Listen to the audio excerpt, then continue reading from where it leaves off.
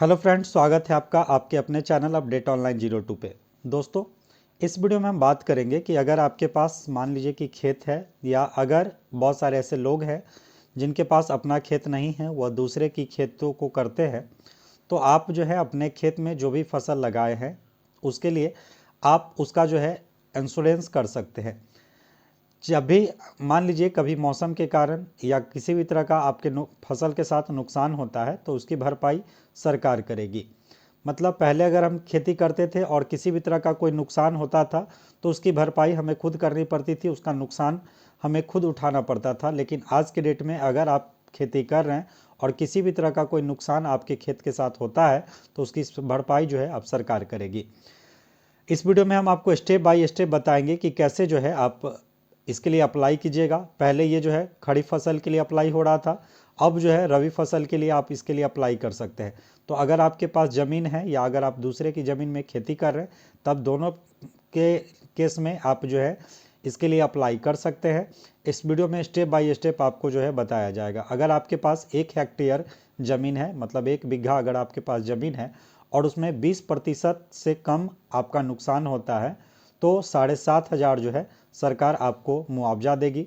और मान लीजिए कि 20% से अधिक का आपको नुकसान हो जाता है तो इसके बाद 10,000 रुपया जो है 1 बीघा पे आपको जो है सरकार देगी।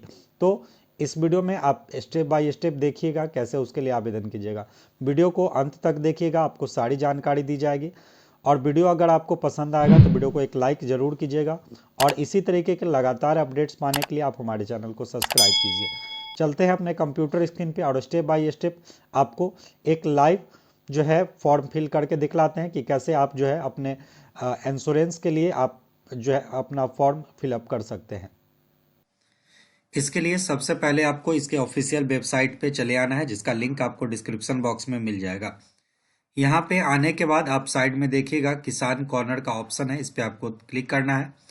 अब यहाँ पे देख सकते हैं बिहार राज्य फसल सहायता योजना हेतु आवेदन पत्र रबी फसल के लिए 23 से 24 का है। तो रबी के लिए आप करना चाहते हैं तो रबी पे आप क्लिक करेंगे। इससे पहले आप खरीफ के लिए किए होंगे तो उसका प्रिंट आउट आप यहाँ से निकाल सकते हैं। अब रबी पे आप क्लिक कीजिएगा। अब आपको यहाँ पे जो है किसान का जो पंजीकरण संख्या है वो आपको यहाँ दर्ज करना है और सर्च वाले सेक्शन पे क्लिक करना है। अगर मान लीजिए कि आपके पास किसान निबंधन संख्या नहीं है तो इस पे आपको क्लिक करना है और यहाँ पे आप जो है अपना पंजीकरण कर सकते हैं। यहाँ पे आने के बाद आपको पंजीकरण वाले ऑप्शन पे क्लिक करके जो है आपको यहाँ पे अपना पंजीकरण कर लेना है। यहाँ से इजीली अपने पंजीकरण को कर सकते हैं। अब अगर आपके पास पंजीकरण संख्या है तो यहाँ पे अपने पंजीकरण संख्या को डालेंगे और सर्च वाले सेक्शन पे क्लिक कर देंगे। अब आपको आपकी सारी जानकारी दिख जाएगी। सभी जानकारी को देखने के बाद यहाँ पे जो है अपने वार्ड को आपको सेलेक्ट करना है। आप जिस भी वार्ड से आते हैं आप उसका चयन करेंगे। इसके बाद आपको यहाँ पे अपना आधार नंबर लिखना है और आधार कार्ड पे जो आपका नाम है वो आपको अंग्रेजी में यहाँ पे लिखना है। इसको लिखने के बाद आपको यहाँ पे किसान का प्रकार चुनना है। अब किसान का प्रकार क्या होता है, तो 2 तरह के किसान होते हैं, एक होते हैं रैयत कृषक और एक होता है रैयत कृषक एवं गैर रैयत कृषक दोनों। तो आप जो है जैसे मान लीजिए रैयत कृषक कौन हुए, जैसे मान लीजिए आपका खेत है और आप खुद से खेती कर रहे हैं तो आप रैयत किसान हुए।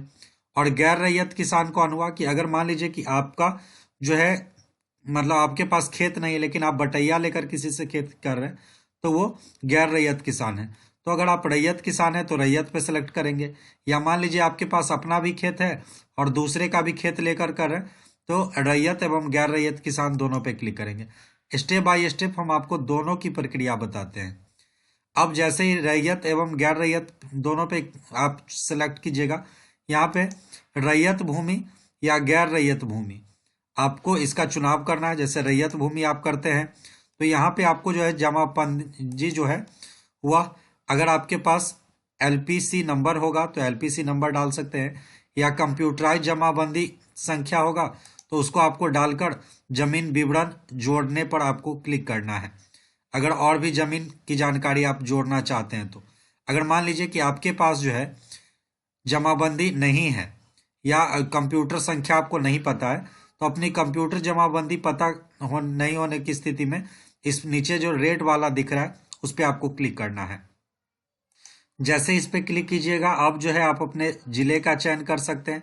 जिस भी जिले से आप आते हैं उसका चयन करेंगे, अंचल सेलेक्ट करेंगे, प्रोसीड कर देंगे, फिर मौजा सेलेक्ट करेंगे और जिस भी माध्यम से चाहते हैं उस माध्यम से उसका नंबर डालकर या नाम डालकर इस कैप्चा को डालकर सर्च कीजिएगा, तो आपका जो जमाबंदी है वो शो कर देगा। आपको उसमें डालना है, उसका नाम डालिएगा। अब आपको यहाँ पे आपकी जो है खाता संख्या, रकबा, खसरा नंबर ये सब दिख जाएगा। अब आप किसमें क्या बोए हैं, जैसे गेहूं बोए हैं, मक्का बोए हैं, तो जो भी बोए हैं इसकी आपको जानकारी देनी है। तो गेहूं अगर बोए हैं तो जानकारी देनी है, मक्का बोए हैं तो जानकारी देनी है, ईख बोए हैं तो जानकारी देनी है। अगर मान लीजिए कि आपका 2 जमीन है तो फिर उसकी जानकारी आपको इसमें देनी है, और उससे भी ज़्यादा जमीन है तो आप जमीन का विवरण जोड़ने वाले सेक्शन पे क्लिक करके अपने जमीन का विवरण जोड़ेंगे।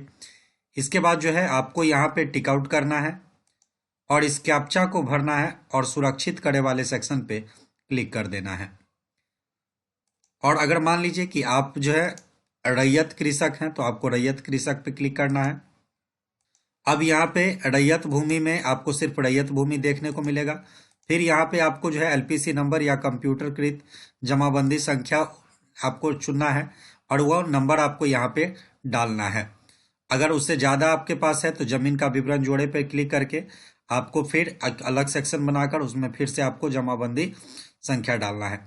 इसके बाद फिर आपको जो है आपकी ऊपर जानकारी दिख जाएगी कि आपके पास कितना जमीन है, वो जानकारी आपको यहाँ पे खसरा नंबर, डेसिमल ये सब दिख जाएगा। इसके बाद आप गेहूं बोए हैं, मक्का बोए हैं, राई सरसों बोए हैं, मसूर बोए हैं, तो जो भी जितना बोए आपको उसकी जानकारी आप फिल करेंगे। फिर इसको आपको टिक आउट करना है, इस कैप्चा को डालना है और सुरक्षित करे वाले सेक्शन पे क्लिक कर देना है। अब आप रैयत कृषक हैं या गैर रैयत कृषक है या दोनों हैं, तो उसकी जानकारी हमने आपको बता दिया। अब आपको सुरक्षित करे पे जब क्लिक कीजिएगा तो आपके नंबर पे एक ओटीपी भेजा जाएगा, उस ओटीपी को डालकर उसको वेरीफाई कर दीजिएगा। इस तरीके से जो है आपका रजिस्ट्रेशन सफलतापूर्वक हो जाएगा। उसके बाद अगर आप चाहते हैं उसका प्रिंट आउट निकालना तो इस तरीके से होम एप्लीकेशन पे आएंगे और यहाँ से किसान कॉर्नर पे जाकर आपको क्लिक करना है। जिस तरीके से यहाँ पे रबी फसल का भी अप्लाई चल रहा है, अगर मान लीजिए कि ये अप्लाई खत्म हो जाता है उसके बाद आपको ठीक इसी तरीके से जो है प्रिंट का ऑप्शन रहेगा, इस पर आपको क्लिक करना है।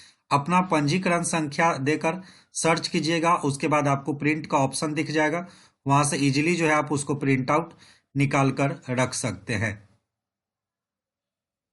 अभी आपने देखा कि चंद मिनटों में ही हमने जो है एक फॉर्म फिल कर लिया, और जब भी कभी मान लीजिए हमारे खेती के साथ कोई प्रॉब्लम होता है तो इसके लिए जो है हम आवेदन कर सकते हैं, और अपने पंचायत की मदद से जो है सरकार से उसका मुआवजा ले सकते हैं। अगर आपको वीडियो पसंद आया हो तो वीडियो को एक लाइक कीजिए और इसी तरीके के अपडेट्स लगातार पाने के लिए हमारे चैनल को सब्सक्राइब कीजिए। मिलते हैं फिर नए वीडियो के साथ, इतने देर आप हमारे साथ जुड़े रहें इसके लिए आपका बहुत बहुत धन्यवाद।